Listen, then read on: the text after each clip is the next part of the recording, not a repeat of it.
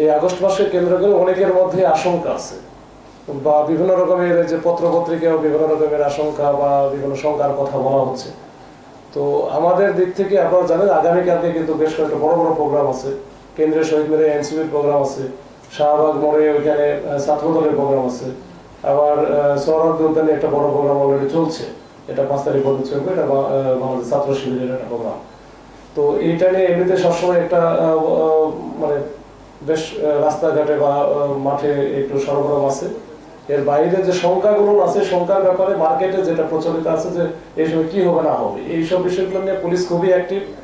এটা স্যার আমরা একটু আগে মিটিং করে আসলাম, স্যারও বলে দিল যে এটা বলতো মানে বলে দাও যে আমাদের প্রত্যেকটা টিম, প্রত্যেকটা থানা, প্রত্যেকটা ইউনিট যেগুলো আছে তারা কাজ করতেছে। এবং আমরা যেটা কাজ করছি যে আবাসিক হোটেল বা কোনো মেস বা যে কোনো অনেক যারা প্রতিত সরকারের সময় যারা অনেক নেতা কর্মী বা যারা আছে যে তাদের হয়তো অনেক ফ্ল্যাট আছে, যারা এক একজনের নামে 5টা 7টা 8টা করে, যেটা তাদেরকে হয়তো বা এখানে রাখার ব্যবস্থা করা হয়।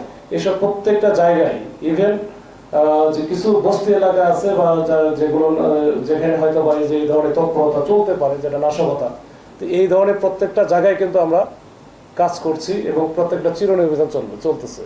এই যে আজকেও কিন্তু এটা চলবে, মানে এটা কিন্তু পুরো আগস্ট মাস আমাদের চলবে। মানে নাশকতা করতে পারে এরকম, আমরা কিন্তু বিভিন্ন সময়ে যে এটা তো ধরতেইছি যে যখনই আমরা এরকম যাকে ধরা হচ্ছে সে যদি এনআইডি কার্ড না দেয় বা তার যদি তথ্য গোপন করে, সেক্ষেত্রে কিন্তু আমরা প্রতিদিনই ধরতেছি। এটা শুধু আমাদের ডিভিশন না, প্রত্যেকটা ডিভিশনে এটা কাজ করতেছে, যেটা ডিটারেন্স হিসেবে কাজ করে। এখন আমি যদি এখানে কেন আসছি, আমার পরিচয় কি, এটা যদি আমি না দিতে পারি, তার মানে আমার মধ্যে অন্য কোনো সমস্যা আছে। তো সেটা আমরা ওইটার জন্য যেটা আইনগত ব্যবস্থা নেওয়া দরকার সেটা কিন্তু আমরা নিচ্ছি। গত 28 জুলাই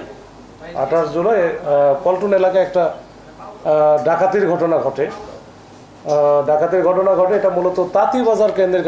আপনারা জানেন যে তাঁতিবাজারে স্বর্ণের অনেক দোকান আছে।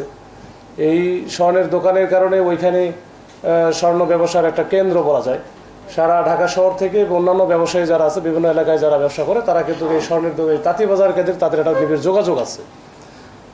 এই যোগাযোগের প্রেক্ষিতেই যে আমাদের যে এই মামলার বাদী এবং ভিকটিম রঞ্জন চন্দ্র সিংহ, তো উনি যখন এই যে তাঁতিবাজার এলাকায় যাওয়ার পরে তার কিছু স্বর্ণ এখানে কেনাবেচা করে এবং সাথে কিছু 4 ভরির মতো স্বর্ণ ছিল, টাকা ছিল 4 লক্ষ টাকা। এটা নিয়ে যখন সে পল্টন এলাকায় আসে, এখানে হঠাৎ করে যখন মেট্রো রেলে উঠতে লাগে, তখন ওইখানে র্যাব পরিচয়, র্যাবের পোশাক পরিহিত অবস্থায় 3-4 জন তাকে বলে যে তুমি মামলার আসামি বা অমুক তোমাকে এসে বলে যে আমাদের সাথে আসো, বলে জোরপূর্বক তাকে একটা মাইক্রোবাসে উঠায়, সাদা মাইক্রোবাস। তারপরে তাকে এখান থেকে নিয়ে চলে যায় প্রায় কাশপুর ব্রিজের ওদিকে, ওখানে গিয়ে তার টাকা পয়সা এসে নিয়ে সব ওখানে হাত পা বেঁধে নেমে দেয় আর কি।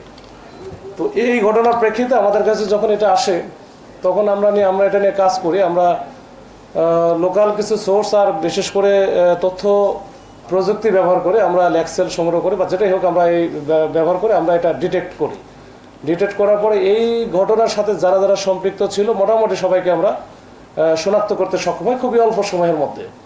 এর মধ্যে আমরা এই যে তাদের একটা ফাঁদ পাতার পরে আমরা গত 3 দিন যাবত তাদেরকে কিন্তু তাদের পিছনে আসি এবং তাদের অ্যাক্টিভিটিসগুলো আমরা দেখতেছিলাম। তারা কিন্তু প্রতিনিয়তই এই কাজগুলো করে যাচ্ছে, মানে এই যে ডাকাতি করা বা যে বিশেষ করে ওই কেন্দ্রিক, মানে যে তাঁতিবাজার কেন্দ্রিক যত ঘটনা ঘটে ম্যাক্সিমামই তারা এই কাজগুলো করে। তাদের 4-5টা সংঘবদ্ধ চক্র আছে, বিভিন্ন এলাকায় কাজ করে এবং এদের কিছু নেতা আছে যারা এটা সমন্বয় করে।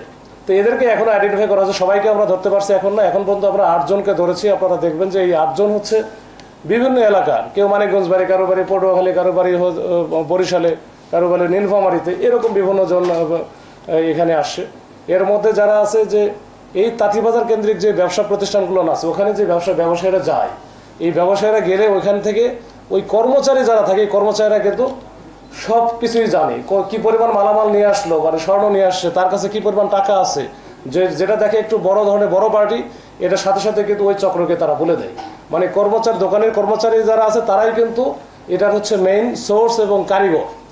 এই কারিগররাই কিন্তু সবকিছু করে দিচ্ছে এবং সাথে সাথে এদের কাজ হচ্ছে যখনই এরকম একটা সোর্স বা তথ্য পাইলো, তখনই কিন্তু এই ডাকাত দল তখন গ্রুপ হয়ে ভাগ হয়ে তারা এই কাজগুলো করতেছে এবং এটা প্রতিনিয়ত করতেছে।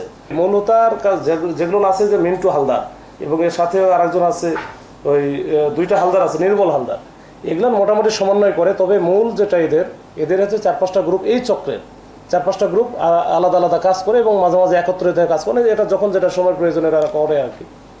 এদের সমন্বয়ক যারা ছিল, যে আছে, তাকে আইডেন্টিফাইড কিন্তু এখনো পর্যন্ত আমরা ধরতে পারি, তবে ওটা আমাদের ইয়েতে আছে, পারবো ইনশাল্লাহ। 4-5টা গ্রুপ সক্রিয় আছে, 4-5টায় বলা যাবে না, এরা 4-5টা গ্রুপে ভাগ হয়ে মাঝে মাঝে এক একটা গ্রুপে এরা 7-8 জন থাকে, এক একটা গ্রুপে 7-8 জন থাকে।